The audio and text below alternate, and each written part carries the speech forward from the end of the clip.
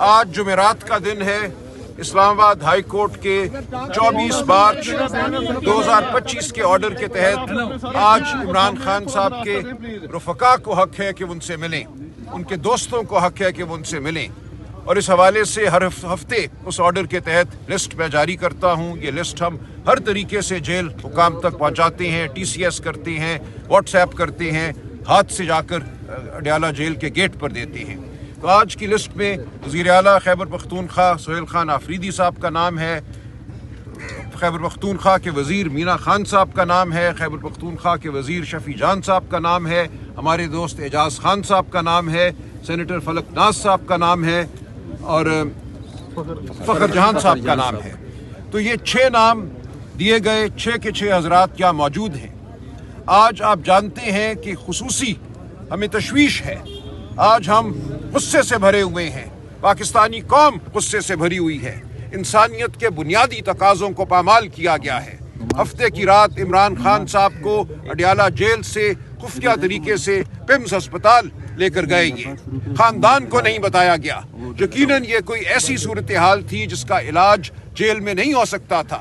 इस तशवीशनाक सूरत हाल के हवाले से ये फ़र्ज़ था जेल हुक्काम का कि ख़ानदान को मुतले करते, बहनों को मुतले करते, फ़ौरन बताते उनको, ताकि वो वहाँ मौजूद होती, खान साहब के जो ज़ाती मालिज हैं वो मौजूद होते।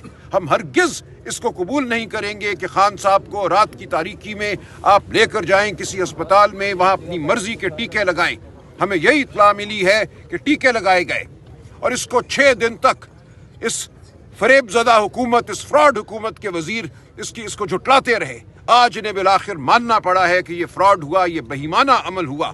तो हम आज आए हैं, खान साहब से मिले बगैर हम वापस नहीं जाएंगे।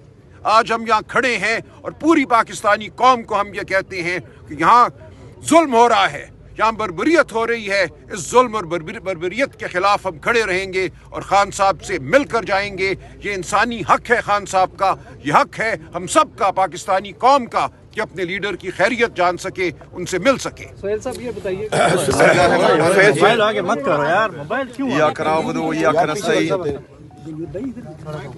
जैसा कि सलमान अकरम राजा साहब ने बताया कि हफ्ते की रात को मेरे लीडर मेरे कायद जनाब इमरान खान साहब के साथ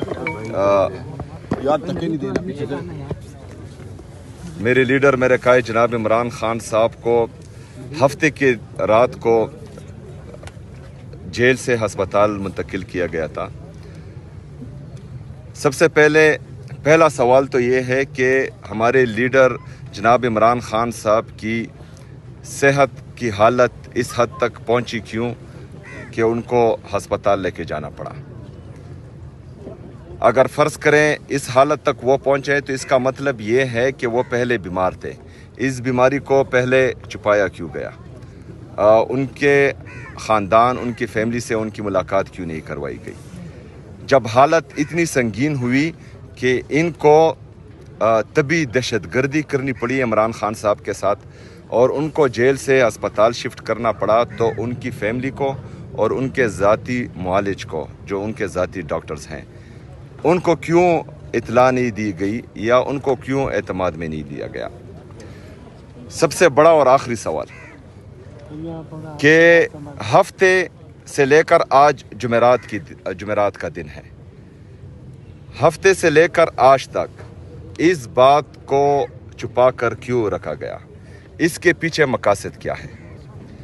मैं समझता हूं कि इन्होंने मेरे लीडर मेरे कायद जनाब इमरान खान साहब की ज़िंदगी के साथ मजाक किया है, लेकिन पाकिस्तानी कौम इस मजाक को बिल्कुल कबूल नहीं करती और इसके रिएक्शन में पाकिस्तानी कौम और हम सब मजाक बिल्कुल नहीं करेंगे। इसका बहुत सख्त रिएक्शन आएगा।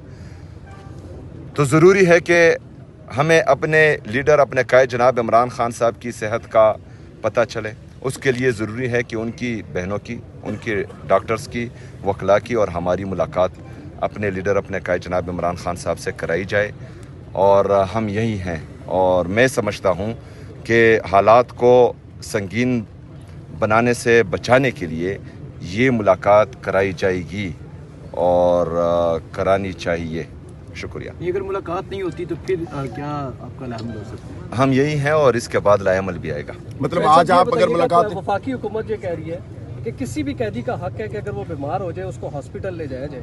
یہی جو کام ہے عمران خان صاحب کے ساتھ کیا گیا, تو اس پہ تنقید کیوں؟ کیا ان کو ہاسپٹل نہ لے کے جایا جاتا؟ دیکھیں ہمیں بالکل اعتماد نہیں ہے ان لوگوں پر, کیونکہ جس طرح نہ حق میرے لیڈر میرے قائد جناب عمران خان صاحب کو انہوں نے قید کیا ہوا ہے, جس طرح کے کیسز وہ بنا رہے ہیں. ایک دفعہ ان پر قاتلانہ حملہ ہو چکا ہے, تو اعتماد کے فقدان میں اگر انہوں نے ان کی فیملی کو اطلاع دیے بغیر یہ لے کے گئے ہیں تو یہ مزید تشویش ہمیں پیدا کر رہی ہے, اور ان کو اطلاع دینی چاہیے تھی, اور ان کے فیملی کے سامنے ان کے ذاتی معالج سے ان کا علاج کروانا چاہیے تھا. اور ہم جتنا ہم اپنے لیڈر اپنے قائد جناب عمران خان صاحب کو جانتے ہیں, وہ بھی ان پر بالکل اعتماد نہیں کرتے. اگر ان کو کسی دوسرے ڈاکٹر کے پاس کسی دوسرے ہسپتال میں لے کے گئے ہیں اور ان کے ذاتی معالج اس سے بے خبر ہیں, تو مجھے لگتا ہے کہ یہ ان پر طبی دہشت گردی کی گئی ہے, جس کو ہم میڈیکل ٹیررزم بھی کہہ سکتے ہیں,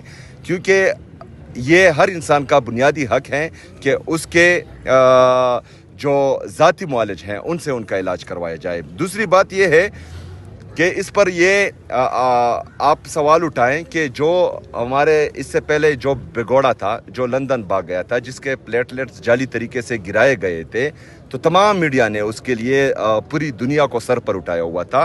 اور ابھی جو ہیں عمران خان صاحب کی حالت اتنی سیریس ہے کہ ان کو اسپتال لے کے گیا ہے, اور میڈیا کا یہ سوال کرنا میرے خیال میں ناجائز ہے. آپ لوگوں کو آواز اٹھانی چاہیے. افریدی صاحب یہ بتائیے گا کہ آپ نے بڑی ایک اہم بات کی کہ میں وفاق کے ساتھ بیٹھنے کے لیے تیار ہوں اپنے صوبے کی عوام کے لیے, تو یہ اچھی انیشیٹو آپ کی اس وقت میں صرف عمران خان صاحب کی صحت کے حوالے سے تشویش کا اظہار کرتا ہوں, اور دوسری کوئی بات پر میں جواب نہیں دوں گا عمران خان صاحب کے علاوہ. میں عمران خان صاحب کے علاوہ کسی سے بڑی تلخی پیدا ہو رہی ہے اور فوج کو نشانہ بنایا جا رہا ہے. آپ کیوں کیا کہنا چاہتے ہیں بھائی آپ؟